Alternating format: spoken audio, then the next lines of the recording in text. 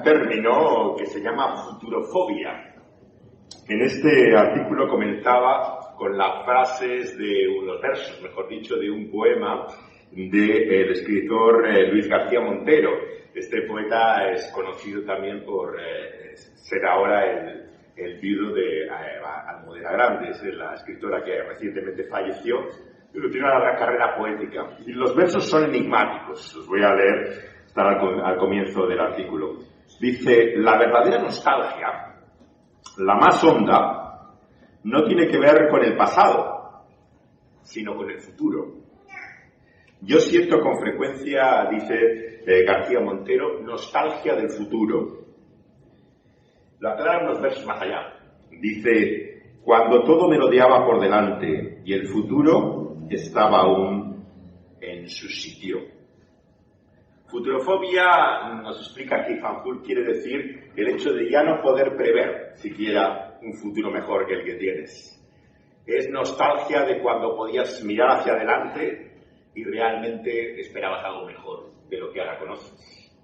Es algo de lo que se ve privado, incluso toda una nueva generación que tristemente ha perdido no solamente la utopía, sino la ilusión de un mundo mejor. Hablar, por lo tanto, de esperanza, como estamos haciendo en esta conferencia, yo creo que es hablar de la mayor necesidad que tiene nuestro mundo hoy. Y sin lugar a dudas que está en el propio corazón de la fe cristiana. Igual que se dice que no hay vida si no hay esperanza. En el momento en que uno ya no aguarda nada mejor, lo que quiere es morirse, no seguir viviendo. Por lo tanto, lo que nos mantiene con el ánimo, con el aliento para cada mañana intentar empezar un nuevo día, es pensar que de alguna forma va a ser mejor que el anterior. Es por esperanza que vivimos.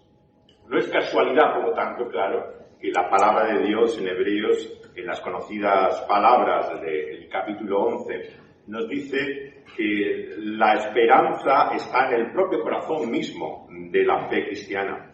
Dice así, en Hebreos 11, la fe es la certeza de lo que se espera, es la convicción de lo que no se ve.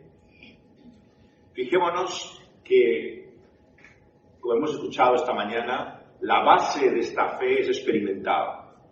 Es una seguridad, una certeza, una confianza que va más allá de saber que algo es cierto, es verdadero. Es tener tu vida realmente al servicio de ello. Y nos dice que esto implica una convicción, una certeza y una seguridad. Y esa convicción son de cosas que no vemos, que no tenemos la percepción clara. Cuando muchas veces las personas te expresan sus objeciones sobre la fe cristiana de forma tremendamente elaborada y sofisticada, no te engañes. Muchas veces detrás de toda esa argumentación lo que hay es simplemente la idea que tristemente muchos de nosotros incluso albergamos de que en el fondo esto es un rollo. Si la vida es complicada, la fe lo que parece es complicarla aún más. O sea, todas las cosas parece que en vez de hacerlas más fáciles y agradables, se vuelven más difíciles y enrevesadas. Y si a la gente le cuesta pensar en la vida más allá de la muerte y ven el cielo como una realidad ya no solamente vaga y difusa, sino absurda, es sencillamente porque es un aburrimiento, no por ninguna otra cosa. La perspectiva que el cristianismo parece haber dado a lo largo de los siglos es que o bien te quemas vivo durante toda la eternidad, o es un culto religioso que nunca se acaba. Con lo cual, realmente, la mayor parte de las personas, muchas ganas no tienen de ninguna de las dos cosas, ¿no? Y no es extraño que, por lo tanto, detrás de toda esa sofisticación y argumentación simplemente haya la convicción profunda de que esto, desde luego, no va conmigo, no es para mí.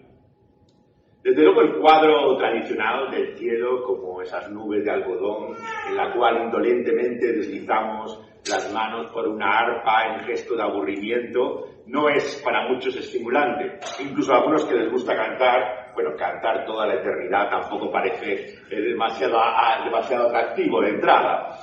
Sinceramente, la mayor parte de la gente no es que tengamos una idea lejana o vaga del cielo, es que sinceramente no nos parece atractiva, no nos parece realmente algo deseable y comparable con lo que hoy tenemos. Lo que hoy sentimos, conocemos, la realidad palpable, material, eso es la vida para nosotros. Y por lo tanto es por eso que cuando pensamos en una realidad más allá de la muerte, sencillamente nos cuesta verlo como algo real, como algo verdadero. Nos parece difuso, algo vago, lejano y difícil de entender y de explicar. Sin embargo, una y otra vez constatamos la realidad de que esta vida no solamente es corta, sino que parece no tener sentido, ¿no? Como la famosa frase de Woody Allen, es estar en un hotel no como este, sino muy malo, con mala comida y en malas condiciones, pero encima pensar que el tiempo se ha pasado demasiado rápido y que se acaban las vacaciones. Esto es la vida para la mayor parte de las personas, ¿no? Y en ese sentido te aferras a eso malo conocido como lo que realmente puedes esperar y que merece la pena, en cierto sentido, seguir esperando o aguardando algo mejor de todo ello. Cuando uno pierde todas las ganas de vivir, como decía Camus en su famosa frase, no hay cuestión finalmente última para la filosofía que el suicidio, ¿no? O sea, si realmente la vida pierde todo aliciente para ti, sencillamente no quieres vivir. Es por esto que la mayor parte de las personas enfermas que conocemos y que hemos experimentado, muchos de nosotros, momentos malos de salud, ¿no? Realmente hay momentos en que dices, bueno, merece la pena seguir viviendo así, en estas condiciones, en este dolor, ¿no? Y te planteas como una realidad, ¿no? El deseo, el anhelo, ¿no? de haber dejado ya esta vida. Pero ¿de qué es la vida de la que nos habla Jesús, ¿no? Jesús dice que Él vino a traernos vida, y vida en abundancia, ¿no? Esa vida entendemos que va algo más allá del tiempo, no es una vida simplemente sin fin, una vida eterna en cuanto a su duración, sino que entendemos que es también una calidad de vida, una realidad en la cual vivimos una vida mejor en todos los sentidos de la que ahora disfrutamos. La palabra de Dios, cuando intenta mostrarnos que es esa vida mejor, ocurre como tantas veces con el lenguaje humano que no tiene palabras. Se queda las expresiones cortas para intentar decir lo que queremos de alguna forma expresar, ¿no? Y es interesante que la Biblia, cuando nos habla de nuestra esperanza cristiana, lo expresa muchas veces en términos negativos. Es como si diciendo lo que no es, ¿no? Pudiera aproximarnos una idea más o menos de lo que sí es, ¿no? Así a veces explicamos las cosas nosotros también. Y por eso quiero que en esta mañana, como introducción, vayamos a las primeras palabras de la epístola primera de Pedro, que está en el Nuevo Testamento, claro. Dice en primera de Pedro, capítulo 1, en el versículo 3, bendito el Dios y Padre de nuestro Señor Jesucristo, que según su grande misericordia nos ha hecho renacer para una esperanza viva por la resurrección de Jesucristo de los muertos, para una herencia incorruptible, incontaminada, inmarcesible, reservada en los cielos para vosotros, dice la Reina Valera del 60, que sois guardados por el poder de Dios, mediante la fe, para alcanzar la salvación que está preparada para ser manifestada en el tiempo postrero. En estas palabras el apóstol Pedro comienza invocando lo que era una de las oraciones habituales del pueblo judío en cada momento del día especial en que tenían oración, hacían una bendición, ¿no? Y comienza así estas palabras. La gran diferencia, claro, es que aquí Pedro ya no lo hace simplemente sobre ese Dios creador, que es Yahvé, el Dios de la alianza y del pacto, sino el Dios y Padre de nuestro Señor Jesucristo. Eso significa que para el cristiano hablar de Dios no es hablar de la energía, de la fuente de vida, ¿no? No es hablar en conceptos abstractos, filosóficos, el ser, como se ha dicho a veces en la biología incluso, sino es hablar del Padre de nuestro Señor Jesucristo. El cristiano, por lo tanto, pierde el tiempo cuando discute si existe Dios o no existe Dios, sin saber de qué Dios hablamos. Porque probablemente puede ser que aquel Dios en el cual no cree la persona con la que estás hablando no sea el que tampoco crees tú. Y entonces es tan importante entender a quién es el Dios que conocemos. El apóstol Pedro entiende que ese Dios es bueno. Y por eso las palabras de bendición aquí las dirige a Él, a la fuente de todo bien. Nos está diciendo, por lo tanto, que la vida Merece la pena cuando conocemos esa fuente de todo bien para nosotros, que es Dios. Y ese Dios se ha revelado para él como un padre. Y es tan importante por eso en una generación como la nuestra, sin padres, ¿no? Llevamos ya varias décadas de lo que ha sido la generación del divorcio primera, desde mediados del siglo pasado, que comienza a extenderse, ha sido una escala continua, ¿no? Hasta llegar hasta el tiempo hoy en que prácticamente le puedes preguntar en cualquier grupo de chavales, ¿no? Sobre sus padres, ¿no? Y la mayor parte de ellos hoy en día, en cualquier grupo de niños, vienen de lo que sería la realidad del divorcio. Por lo tanto, el concepto de padre ya no es tan buena noticia para muchos.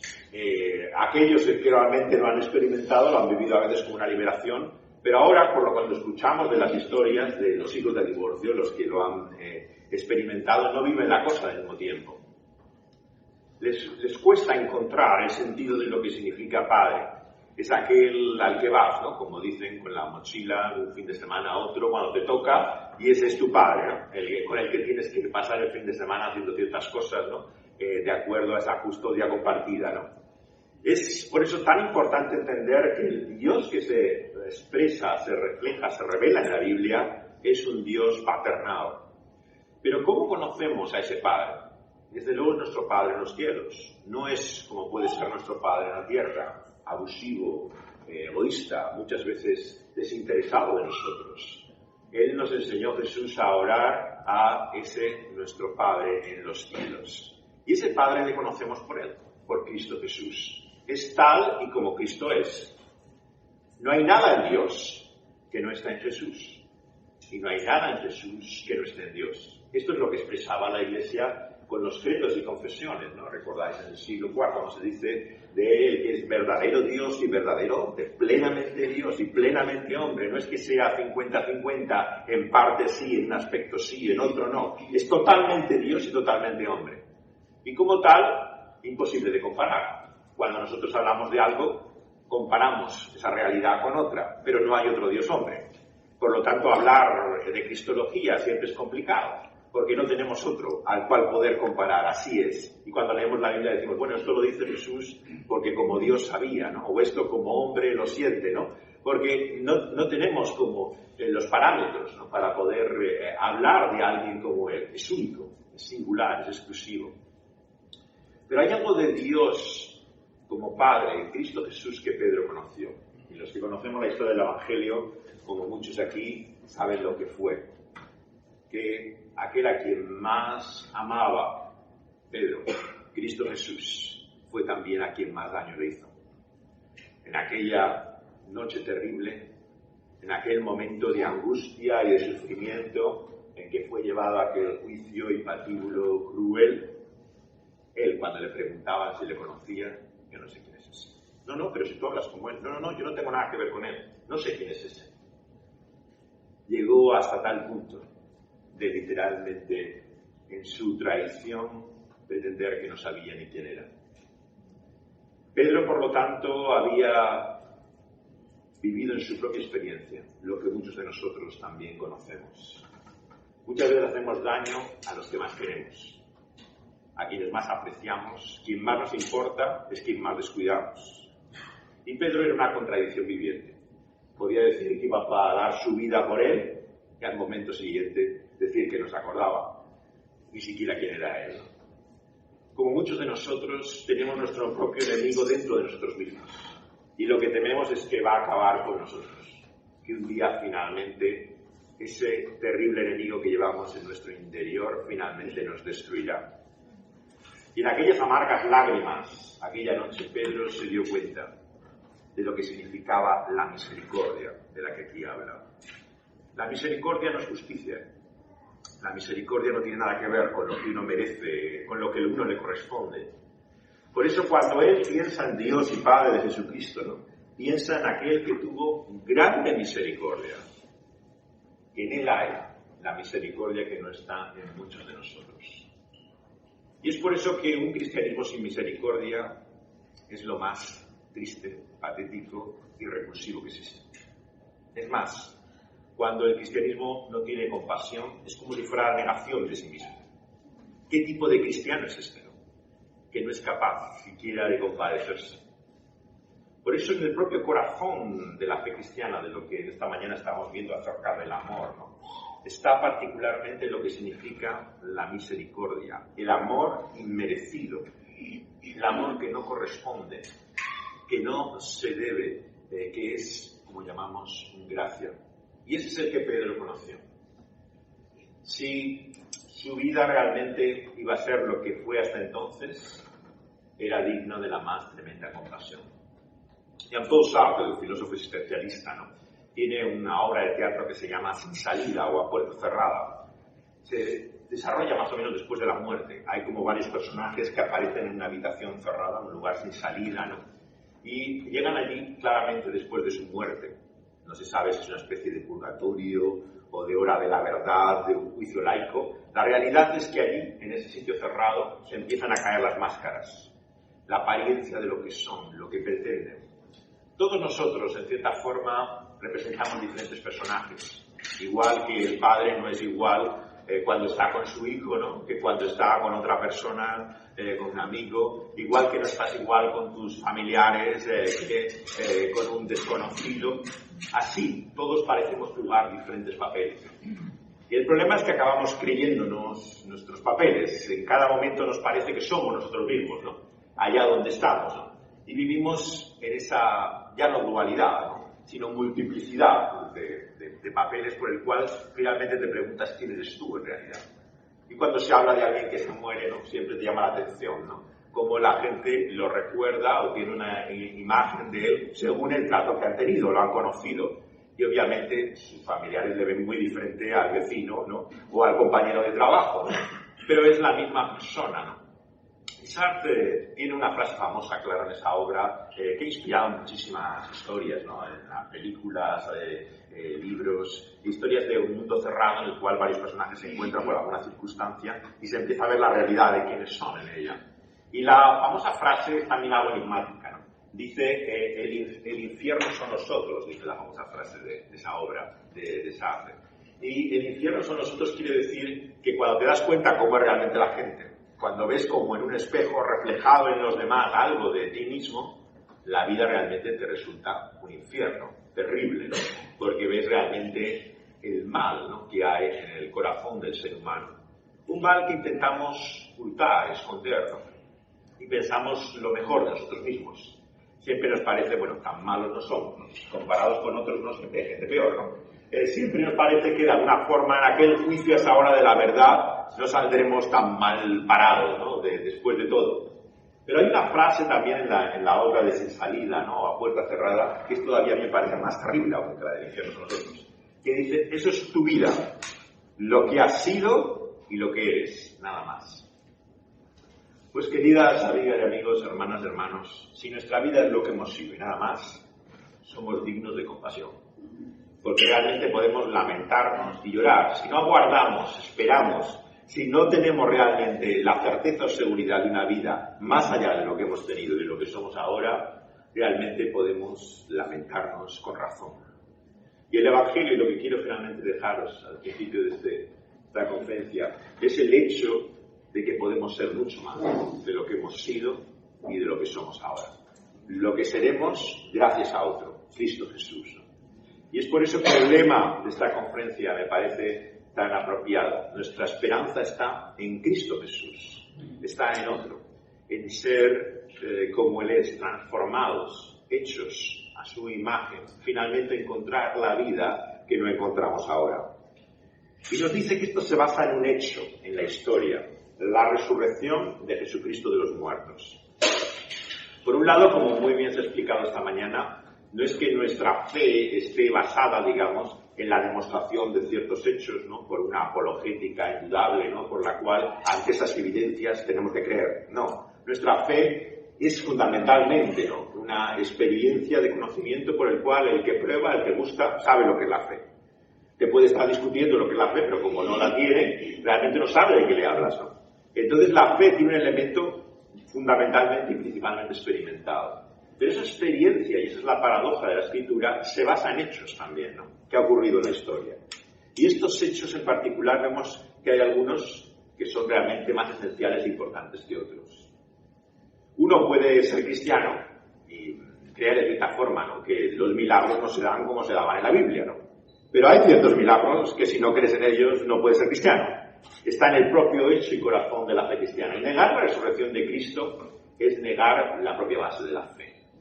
Porque aquí no está hablando del mensaje de la resurrección, de lo que inspira la resurrección, o sea, de que tu vida de alguna forma queda más allá de tu muerte. Está hablando del hecho de esa tumba vacía, reflejada en la ilustración de nuestra conferencia, ¿no?, que nos muestra la realidad de que el muerto no está ahí, ha resucitado.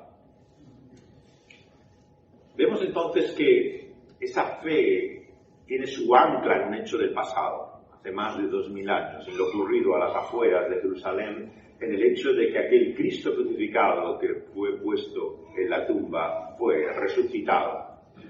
Y esa fe, por lo tanto, descansa, ¿no?, en su vida. Es como si porque Él vive, nosotros también podemos vivir, ¿no? En ese sentido, nuestra esperanza está unida a Cristo Jesús y a Cristo vivo, a la realidad de quién es Él para nosotros hoy. Y es sabiendo quién es Él, Cristo vivo, es que nosotros podemos esperar una verdadera vida, una vida que va incluso más allá de la muerte.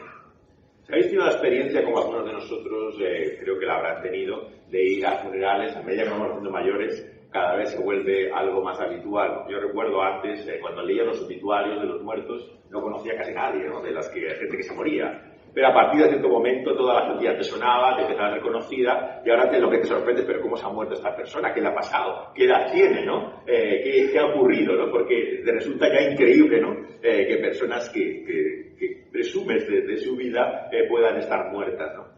Pero cuando vas a funerales, y he perdido gran parte de mi familia prácticamente, y me sorprende que el cura, porque mi familia es católica originalmente, me sorprende que el cura es tremendamente vago sobre qué ocurre con el muerto, ¿no? O sea, si escuchas a los curas cuando hacen las misas en los funerales, uno te dice que está todavía el muerto con nosotros. O bien está en nuestros recuerdos, otro te dice que está en tu corazón, otro te dice que está como misteriosamente, como un espíritu vagando a alguna parte en medio de nuestra sala, ¿no? Otro te dice, ¿no?, que lo que viven son sus actos, ¿no?, lo que él ha hecho, lo bueno, eso es lo que vive, ¿no? Claro, decirme, si no, ¿por qué? Claro, cuando le preguntas a un católico promedio qué ocurre después de la muerte, no te puede decir nada. Claro, el mensaje que escucha del cura cada vez que se enfrenta a la realidad de la muerte, ya no es que sea vago, ¿no?, o impreciso, es que no entiendes nada, no sabe qué pasa con el muerto realmente. O sea, se ha llegado a un grado tal de indefinición, ¿no?, sobre la vida después de la muerte, que ¿qué esperanza tiene, ¿no?, el religioso medio hoy en día? Es francamente vaga, no sabe realmente qué es lo que tienes que aguardar, ¿no?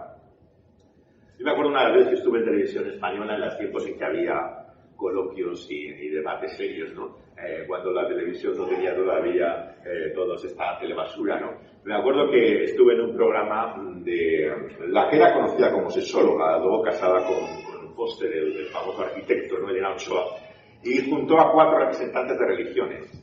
Y la fe le pareció bien que yo estuviera allí representando a los protestantes, y había un cura, había un rabino y había un imán ya fallecido, Tatari, ¿no?, y el rabino también, Toledano, también fallecido ya. Y recuerdo que estuvimos en la habitación antes de salir al estudio de la televisión española, y salió el tema de alguna forma de la vida después de la muerte, ¿no? Entonces le preguntó, yo creo que fue el cura al rabino, ¿no?, que si tenía sentido esto que los testigos de Jehová dicen, ¿no?, de que no se pueden oponer transmisiones de sangre, porque eso está en contra de la ley levítica, ¿no? Y el hombre le explicó, no, eso tiene que ver con la dieta, con la comida, no tiene nada que ver con la sangre de un tratamiento médico, etcétera, ¿no? Entonces recuerdo que le pregunté yo al rabino, a Toledano, ¿y qué esperaba después de la muerte? ¿Qué es lo que ocurre, no? Y me acuerdo perfectamente de las palabras de él, ¿no? Y me dijo, ¿quién sabe qué hay después de la muerte? Claro. Y cuando piensas, ¿no?, una religión como el judaísmo, y él no era particularmente liberal dentro del judaísmo, ¿no?, pero ya no es que fuera vago, es absolutamente agnóstico, sin saber realmente qué ocurre, ¿no?, si se puede saber algo después de lo que hay tras la muerte. El cristiano lo que conoce de la vida después de la muerte es por Cristo Jesús. Claro, en un sentido, un instante en la eternidad, si hubiera tiempo, nos diría más que toda la vida intentando imaginarla, ¿no? Porque no hemos sabido eso, no hemos conocido, no hemos experimentado esa realidad, ¿no? Pero es como si mirando a Cristo Jesús viéramos algo, ¿no?, de la realidad de lo que es ese Dios eterno revelado en Cristo Jesús que nos da vida, ¿no?, y nos da vida en abundancia. Y el apóstol Pedro, para describirlo aquí, utiliza tres términos finalmente negativos, ¿no?, como para querer decir lo que no es. Y quiero que nos quedemos con esta idea finalmente. Nos dice que, en primer lugar, que es una herencia. La herencia es un tema importante en la Biblia, como lo es en el mundo antiguo o en gran parte del mundo oriental todavía hoy. Sabéis que hay gente que le da rentas, ¿no? O sea, que uno no sabe a qué se dedica porque vivían de la herencia. Esa era su vida, ¿no? Y todavía hay partes del mundo en que esto es realidad, ¿no? Pero ahora, claro, hoy en día hablar de la herencia es muy difícil de ver la importancia que tiene, ¿no? A no ser que seas hijo de un multimillonario, claro. En ese sentido se entiende que vivas como un heredero, ¿no? Pero la herencia aquí que vemos es finalmente, a lo largo de la Biblia, revelada progresivamente, ¿no? O sea, primero parece la tierra, el lugar en el cual los patriarcas se encaminan. Luego ves que va más para atrás que la tierra, pero cuando llegan a la tierra, ellos mismos lo estropean todo, ¿no? Lo contaminan, acaban expulsados de la tierra, ¿no? Y finalmente parece como que la tierra no es esa promesa, esa herencia finalmente, por lo menos esa tierra en concreto, ¿no? Sí, una nueva tierra, ¿no?, como Pedro dice, ¿no? Nuevos cielos y nueva tierra que esperamos, ¿no?, en los cuales mora la justicia, ¿no? Pero como una y otra vez te das cuenta que el centro de esa promesa, ¿no?, que Dios ha dado en su pacto y en su alianza es Dios mismo. Es que Dios sea tu herencia. Es tener a Dios como Padre. Esa es la promesa. Que Dios esté con nosotros. Que Dios more para siempre con nosotros. ¿Y qué es que Dios esté para siempre con nosotros? Pues lo expresa con tres expresiones que son interesantes, ¿no? La primera dice incorruptible. O sea, que no se estropee, que no se pierde, que no se echa, que no se arruine, ¿no? En esta vida nos bastamos nosotros mismos para arruinarlo todo. Es increíble cómo uno puede anhelar, desear lo más preciado, ¿no? Que en el momento que lo tienes en tus manos, tú te basta realmente para destrozarlo. Lo vemos en la sociedad, en la política, ¿no? Cuántos nuevos partidos surgen, van a cambiar este país, esto va a ser realmente el gobierno de la justicia, ¿no? Bastan ellos mismos para que acaben entre sí absolutamente peleados, corruptos. O sea, es como una regla indefinida, ¿no? Ponles en el poder que ellos mismos se arruinarán, ¿no? O sea, somos una completa contradicción, ¿no? Tenemos grandes ideas, expectativas, pero a la hora de la verdad es lo que ocurre. Las mejores intenciones, ¿no? Bergman, el director de cine sueco, ¿no?, hablaba así del matrimonio de sus padres, del hijo de un pastor luterano, ¿no? Pero tenía un matrimonio desastroso, ¿no? Y su padre vivió grandes tensiones, ¿no?, con su mujer, y él tiene esta historia, ¿no?, que la llevó luego un director danés al cine, ¿no?, de cómo el matrimonio al fin y al cabo son las mejores intenciones. Uno entra en ello con las promesas, deseos, voluntad, ¿no?, de hacer todo lo que puede, pero luego una cosa son los deseos y otra las intenciones y otra la realidad, ¿no? Y así parece toda nuestra vida, ¿no? Tenemos siempre sueños, anhelos, deseos, pero ¿qué queda? Nosotros mismos los arruinamos, ¿no? Tenemos esa capacidad de fastidiar todo, ¿no? Y uno se asusta, ¿no? No sé si te pasa a ti, pero a mí a veces es como si me asomo, ¿no?, a un pozo hondo en mi interior, ¿no?, y veo las cosas que soy capaz de pensar, ¿no?, las barbaridades que se te viene a la mente que podrías hacer, ¿no? O sea, y dices, pero bueno, ¿qué hay dentro de ti, no? Y te das cuenta que el corazón del ser humano no es puro, ni de oro, ni de buenas intenciones, ¿no?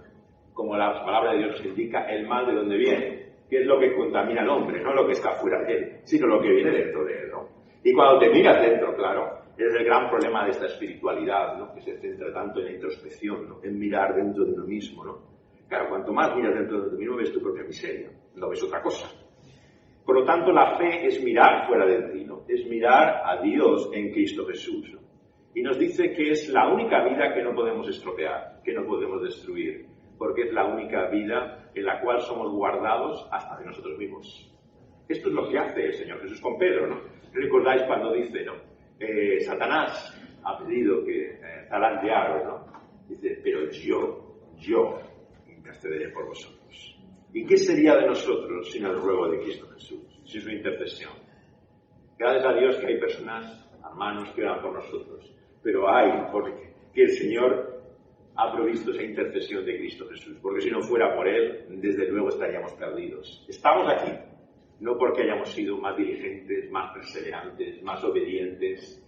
Si todavía estamos aquí y otros tantos han quedado en el camino y ya no están sentados a nuestro lado, no es por causa nuestra, es por causa de Cristo Jesús.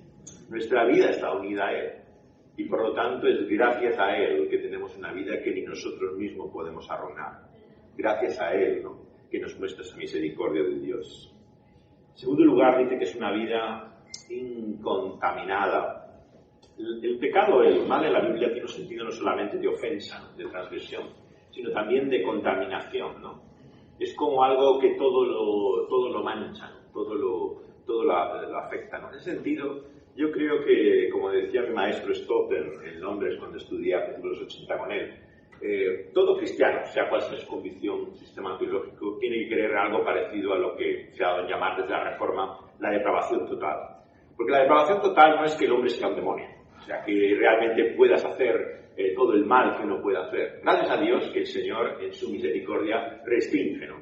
Incluso el mayor criminal pues tiene compasión con su familia, ¿no? Incluso la persona absolutamente más brutal, ¿no?, puede tener un momento de misericordia, ¿no? No se trata de que el ser humano haya perdido, ¿no?, todo bien. Se trata de que no hay nada en el ser humano que no esté afectado por el mal. Eso es lo que quiere decir la depravación total. Y el ejemplo que los reformadores ponían, como Lutero en sus tesis, ¿no?, eran las buenas obras. Claro, todo aquel que sepa algo de lo que significa ser religioso sabe el doble sentido, ¿no?, la ambigüedad con la que uno hace actos de caridad, ¿no?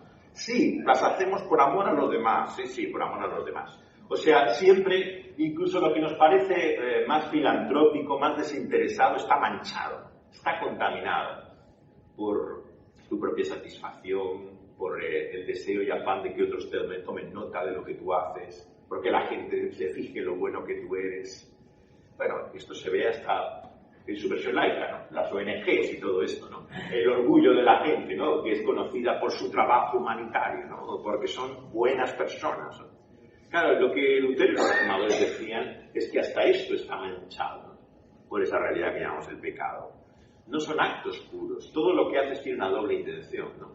Es como cuando alguien te hace un favor, ¿no? Enseguida, bueno, piensa mal y acertarás, ¿no? Bueno, ¿qué es lo que quiere la persona?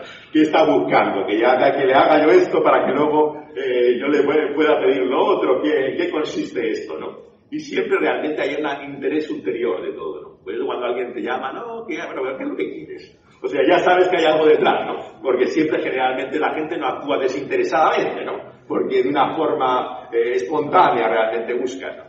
Y claro, negar esto no es solamente una ingenuidad, ¿no?, es una necedad. A la luz de la palabra de Dios, no tener en cuenta la realidad de lo que significa el mal, ¿no?, y cómo vivimos en un mundo roto, ¿no?, y estamos estropeados, contaminados nosotros mismos, es algo realmente que te lleva a muchos problemas. La gente ingenua, sabes que tiene grandes problemas, ¿no?, porque no se da cuenta de la realidad, no sabe en el mundo que vive, ¿no?, y entonces no hace más que estrellarse una y otra vez, ¿no?, por no querer pensar mal, ¿no?, finalmente siempre acaba tropezándose con la realidad misma que se impone sobre tus propios ideales, ¿no?, de lo que es la vida, ¿no? Entonces, la vida que el Señor nos ofrece en Cristo Jesús es la única vida realmente santa, que no puede ser contaminada, ¿no?, que es verdaderamente pura y limpia, ¿no? ¿Por qué? Porque Él es santo, ¿no?, 3 veces santo, ¿no? Estas promesas, ¿no?, que a veces incluso se cantan como cántico, ¿no?, que su santidad llenará como las aguas cubren el mar, ¿no?, en realidad son promesas futuras, ¿no?, que habla de cómo toda la realidad, todo el mundo, participará de esa realidad que llamamos la santidad de Dios. Esto solía decir siempre que la santidad es, en primer lugar, para explicarlo siempre en un mundo secular, decía, tienes que decir que es la diferencia, ¿no? Ser santo es algo diferente, algo que es otro distinto, ¿no? Porque si no, la gente ya no se puede hacer una idea siquiera, ¿no?, de qué quieres decir con lo que es santo, ¿no? Y la vida que el Señor Jesús nos ofrece es una vida distinta. No es una vida como la que ahora conocemos. Es una vida que no está contaminada, ¿no?, que no está manchada realmente por esa realidad, ¿no? Y esa es la herencia por la cual nosotros no nos reconoceremos ni a nosotros mismos, en el sentido moral. Porque realmente yo no me puedo imaginar una vida sin pecado. No puedo realmente siquiera suponer, ¿no?, que puede ser una vida en la que no haya mal, que la santidad y la justicia lo llene todo, ¿no? No me cabe en la cabeza. Es algo que no conozco, no sé por experiencia, ¿no? Pero es en la santidad en que Dios vive. Dios es 3 veces santo, no conoce el mal, ¿no? Él no es tentado ni tienta con el mal a nadie, ¿no? Él es el verdaderamente justo. Y por último nos dice también que es una herencia inmarcesible. Esta expresión antigua de la Reina Valera tiene que ver con las flores, con las plantas que no se marchitan, ¿no? Tienen esa transitoriedad, efemeridad, ¿no? Que tiene la vida misma, ¿no? Por la cual, como dice también Pedro, ¿no? La hierba aparece y al día siguiente ya ves que en poco tiempo, ¿no? Pierde realmente todo su vida, su color, su atractivo. Y esa es la vida misma. Hay momentos, instantes en la vida en que uno parece ver que la vida puede ser algo más, ¿verdad? Hay momentos en que uno se ve como arrebatado, generalmente cuando hemos estado enamorados, y alguno lo recuerda todavía, pero la realidad de lo que significa esa pasión, ¿no? Cuando ves a esa persona que deseas tanto, ¿no? Y no tienes noción del tiempo, ¿no? Pasa a veces sin darse cuenta. Pero incluso en momentos así, ¿no? Hay momentos en los cuales esto pasa y pasa un poco de tiempo y te das cuenta que la vida sigue y continúa, ¿no? Cuando estás con una pasión, una afición especial, ¿no? La gente que le guste la naturaleza, la música, el deporte, ¿no? Y está totalmente inmerso, ¿no? En algo, ¿no? Que realmente disfruta, ¿no? No lo es totalmente. Llega un momento en que empiezas a mirar, bueno, está pasando el tiempo que voy a hacer después, ¿no? Y no pierdes la noción totalmente del tiempo. Puedes estar arrebatado en un momento, admirado por algo, pero enseguida te das cuenta que la vida sigue. Por lo tanto, la herencia inmarchitable, inmarcesible, significa que nunca perderá su asombro, su admiración, ¿no? Todo aquello que nos hace ver, ¿no? Su belleza, su atractivo, ¿no? En ese sentido, claro, lo que Dios nos ha prometido es algo que todavía no conocemos. ¿Qué es lo que describe esa eternidad? Adoración, alabanza, ¿no? Toda esa multitud que no se puede contar, ¿no? Está adorando y alabando. Y decimos, bueno, ¿cómo se puede estar toda la vida adorando y alabando, ¿no? O sea, puedes entender que a lo mejor en un culto, ¿no? Por cierto tiempo, no mucho, ¿no? Pasa un poco de rato, ya no sabes ni lo que cantas, ¿no? Y no te enteras siquiera de lo que se está diciendo, ¿no? ¿Quién va a estar toda la eternidad allí cantando o alabando? O sea, esto realmente no te entra en la cabeza, ¿no? Claro, la explicación que te da Juan en su visión, ¿no? Es que no has visto todavía, ¿no? Cómo has de ver, ¿no? Aquel que es el centro de esa admiración, alabanza y adoración. Y la gran sorpresa, claro, de esa revelación final es que el que está sentado en el trono, el que gobierna por los siglos de los siglos, es el Cordero.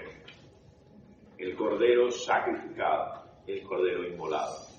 Se ven las huellas, las marcas, lo que ha sido realmente su muerte. Y lo que te muestra es que hay algo de la cruz que todavía no conocemos. Cuando pensamos en la cruz del Señor Jesucristo, pensamos en los beneficios, ¿no? En los resultados de esa muerte. Cuando ves tu culpa, ¿no? Y ves lo inmerecido que es todo lo que recibes de Dios, ¿no? Piensas en Cristo Jesús y en cómo por esa cruz eres aceptado por Dios, ¿no? Ves por la cruz cómo puedes ser reconciliado con Dios, ¿no? Pero es como si solamente la pudieras ver en relación contigo mismo. Es algo, digamos, que entendemos solamente en función de nosotros. Pero cuando ves lo que en el Evangelio de Juan, en los capítulos 15 al 17, creo que al 17 habla Jesús con su Padre, ¿no? De la forma de intimidad en que tiene comunión el Padre y el Hijo. Te das cuenta que lo que va a ocurrir en la muerte, en la cruz de Cristo, es algo más que lo que tiene que ver contigo y conmigo. Tiene que ver con ellos mismos. Es como si encerrara lo que significa la afirmación de que Dios es amor, como no lo es ninguna otra cosa. Dios es justo, es santo, es eterno, pero es amor en una relación, en una comunión de entrega mutua, ¿no? El Hijo se entrega por amor al Padre, el Padre le honra y se complace en lo que el Hijo hace, el Espíritu Santo reconoce, y te das cuenta que es como si en la cruz estuviera velado todavía para nosotros la realidad de lo que es ese amor de Dios. Y solamente en la eternidad, al ver a aquel que está sentado en el trono, el Cordero mismo, descubras lo que significa ese sacrificio. Como un amor inmerecido. En esta vida, por mucho que busques y anhelas y deseas un amor incondicional, nunca lo encontrarás. Te dirán que la persona que quieres estará contigo hasta el fin, pero si haces de su vida una ruina, si le complicas las cosas, si lo único que haces es fastidiarla y absolutamente decepcionarla, el mayor amor que tenga por ti acabará feneciendo, si no acaba desfalleciendo del todo. Pero el amor de Dios es el único amor que no desfallece. Es un amor incondicional. Por lo tanto, el amor que buscamos en esta vida no lo podemos encontrar. Está solamente en Dios, en Cristo Jesús. Es el único que te acepta tal y como eres en tu pecado, porque no lo olvidemos. El Evangelio es Dios salvando pecadores, no justos, no personas merecedoras que deben recibir esa salvación, sino es Dios mostrando su gracia a aquel que no la merece. Por lo tanto, en la cruz descubrimos lo que significa esa gracia de Dios, ese amor inmerecido. Pero descubrimos también hasta qué punto es ese amor de profundo y de tenaz. Su amor nos persigue hasta lugares imprevisibles en esta vida. Le damos la espalda a Dios, queremos escondernos de Él, queremos vivir independientemente de Él, pero es como si nos persiguiera, ¿no? Allá donde fuéramos. Por lo tanto, no solamente es un amor que no desfallece, es un amor que nos busca. Es un amor que va detrás nuestro. Es un amor que nos persigue, ¿no? Una y otra vez. El Sabueso Celestial es este poema que escribió era católico en realidad, pero era un personaje en la época isabelina en Inglaterra, ¿no? Que era heredero de una gran fortuna y había malgastado todo, había acabado en la ruina y acaba en los arrabales de Londres en los brazos de una prostituta, ¿no? Y escribió este poema acerca del amor divino como el sabueso celestial, ¿no? Como un perro que le persiguiera, ¿no? Allá donde fuera, ¿no? Y le encontrara finalmente en el lugar más impensado, en los brazos de esa prostituta, ¿no? Encontraba finalmente la realidad de quién era. La gran esperanza cristiana, ¿no? Es que el amor de Dios gana. Que en esta batalla y en esta lucha no se trata principalmente de tu propia voluntad o decisión, sino de esa voluntad y decisión de Dios en salvarte. De cómo Dios quiere y persigue una y otra vez tu salvación. Yo creo que finalmente esa es la gran confianza que podemos tener en nuestra esperanza cristiana. No solo que nosotros escogemos a Cristo Jesús, sino que Él nos ha escogido a nosotros, que no nos deja de su mano, que una y otra vez nos busca. Y acaba nuestro texto diciendo por eso que somos guardados, porque somos guardados por un poder que va más allá de nuestra capacidad o recursos. Dice Pedro que somos guardados por el poder de Dios. Es Él el que permite que estés hoy aquí y no te has quedado en el camino. No hay otra explicación, no la busques. Solamente está en Él. Y dice que tiene un medio, porque Dios actúa siempre, ¿no? En su gracia por medios, instrumentos suyos, y es la fe. Y es por eso es tan importante la fe, y que sea fortalecida, edificada en conferencias como esta. Porque sin fe nada tenemos. La fe realmente es la que nos mantiene en este camino, en el cual Dios nos guarda. Fijaos cuál es la tentación del maligno desde el principio. Génesis capítulo 3, ¿no? ¿No te ha dicho Dios que no comas de los árboles, ¿no? De todos los frutos que hay aquí en el huerto? Y dice, no, Eva, dice, no ha dicho eso, ha dicho que podemos comer de todo menos de ese árbol. Ah, bueno, pues algo que raro. Si finalmente Él buscará, ¿o qué te crees? Que Él no tiene ningún interés detrás. ¿No es eso lo que una y otra vez nos susurra nuestra mente y conciencia? La idea de que Dios realmente no es bueno, que tiene un interés detrás de todo lo que hace, ¿no? Y lo que busca es su propia satisfacción y no realmente nuestro amor, es lo que le motiva. Y por eso es que quiere poner en nosotros la semilla de incredulidad constantemente. Es nuestro mayor enemigo. Y por eso necesitamos más de esa fe, porque es mediante la fe que somos guardados por el poder de Dios. Sin fe no hay salvación. Eso está claro en la palabra de Dios. Y por lo tanto, el justo vive por la fe. Y es por la fe que somos salvos y no por ninguna otra cosa. Y nos dice algo más. Nos dice que mediante esa fe por el poder de Dios alcanzamos la salvación que está preparada para ser manifestada en el tiempo posterior. Por lo tanto, la salvación no es solamente una realidad pasada, lo que Cristo ha hecho en la cruz, una realidad presente que ahora tenemos, es una realidad futura. Y por eso quiero desafiaros a pensar cuán poco pensamos en la salvación futura. Soy salvo, decimos, claro, sí que eres salvo. Pero qué pocas veces nos damos cuenta que nuestra salvación aún está por llegar. Que es que todavía no hemos alcanzado aquello que perseguimos, como dice el apóstol Pablo. Y por eso, si nuestra fe no tiene esperanza, realmente qué pobre fe es esta. Porque la verdadera fe, vemos que busca alcanzar estas cosas a la cual no hemos llegado. Por eso quiero acabar diciéndoos que lo mejor está aún por venir. No conocemos ni una pequeña parte de lo que Dios ha preparado para nosotros. Lo que Dios ha dispuesto, lo que Dios ha planeado, es mucho más maravilloso de lo que puedes imaginar. Por lo tanto, no te desalientes ni desanimes, sino ten fe. Porque Dios es bueno. Y Dios quiere lo mejor para nosotros. Vamos a pedírselo a Él en oración. Vamos a robarle. Oh Dios, venimos ante ti, necesitados de esa fe. Señor, con tan poca y escasa muchas veces, Señor. Danos más fe, Señor. Auméntala, multiplícala, Señor. Más fe de la realidad de que tú eres bueno, de que tú, en tu gran misericordia, Señor, eres un Padre para nosotros. Y un Padre nunca te abandona.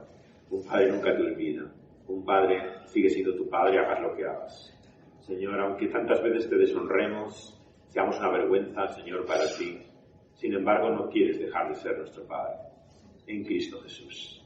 Es porque Él ruega, Señor, una y otra vez, porque Él intercede, porque Él ha ofrecido su propia vida, su propia sangre por nosotros, Señor. Es que sabemos que tú eres nuestro Padre para siempre. Señor, ayúdanos así a pensar en esa obra de Cristo Jesús que tiene significado y trascendencia eterna, Señor. Y que podamos ver que lo mejor está aún por venir. Que no es más que una pequeña parte de lo que hemos visto, de la vida y la salvación que tú tienes para nosotros. Señor, que en estos días podamos edificar nuestras vidas más en la persona de Cristo Jesús. Salir de nosotros mismos, dejar de mirar el ombligo, sino mirar, Señor, a aquel que merece la pena mirar, Señor. Aquel en el cual está nuestra esperanza. Esperanza de cosas que todavía no conocemos, que todavía no hemos alcanzado, que todavía no hemos vivido, pero que en Él son realidad y verdad, tan ciertas como decimos sí y amén.